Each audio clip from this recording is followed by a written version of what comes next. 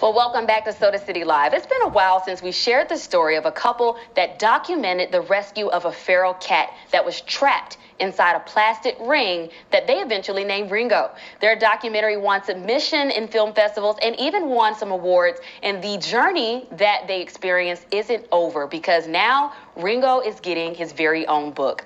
Joining us today is Derek McFarland and his wife Robyn. They're the friendly neighbors who discovered and rescued Ringo and dared to share his story. So glad to have you both joining us again today. Thank you, Sierra.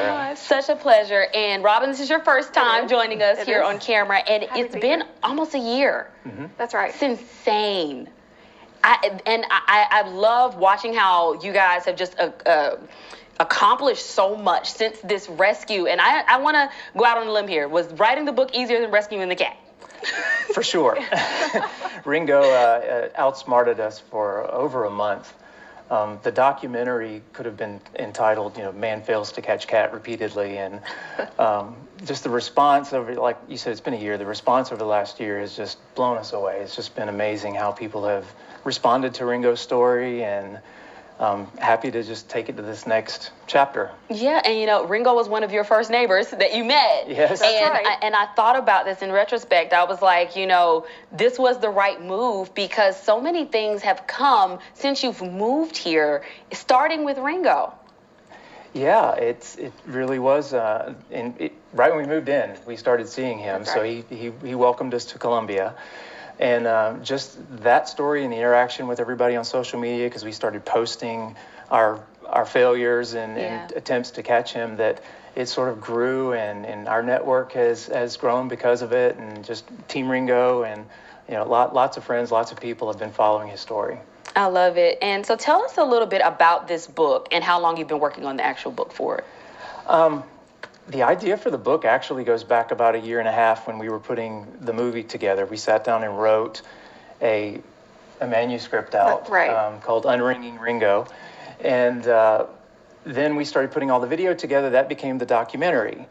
And the documentary was really from our perspective, our attempts, our failures, our trying to catch him and all that. But really, his story was really what we wanted to tell. From his perspective, what was it like for him? What was he thinking? What was, he had to be brave to go in the trap. And Wow. how did he get the ring on in the first place? We picked it up mid-story. So with this format, we were able to fill in a lot of the missing pieces and tell Ringo's full story from his perspective. So when it comes to because did we ever discover what this ring actually is?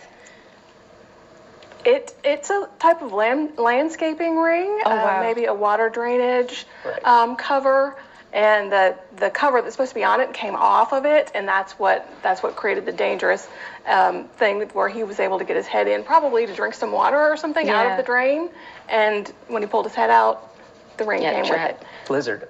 Yeah, so we think a lizard, maybe he was chasing a lizard. Yeah. I love the way The book says so. It has to be true. I love it. But let me ask you this. We never had a chance to ask you this before, but do you still see Ringo around? Every night. Wow. Every night. He's completely wild. He's feral. He won't go around people. But we put food out every night, and he comes and gets the food after dark. We have to be very quiet when he's there. Any little noise, and he's gone. But yeah, we have cameras set up. We monitor him every night. Wow. He has a routine. He trusts us, but he keeps his distance. He will watch us, but he doesn't want to get close. But yes, we feed him, and he comes on a regular schedule. Yeah, for over 3 years now. Every night he comes to eat. Your family. Yeah, especially That's after a month-long adventure of 3 trying to get a years. ring off of his neck. You guys are friends. You're He's, officially now 3 years family. He's our pet. We've never touched him. We only see him on camera. Well, we're all excited to hear about what's in this book, talking about Ringo's perspective of that fateful day when you eventually got the ring off. Yes. And so you're all going to be doing a book reading and signing event. Tell us about that launch event. That's right. Yeah, Saturday at All Good Books in 5 Points. We're going to have a children's reading at 10 o'clock in the morning.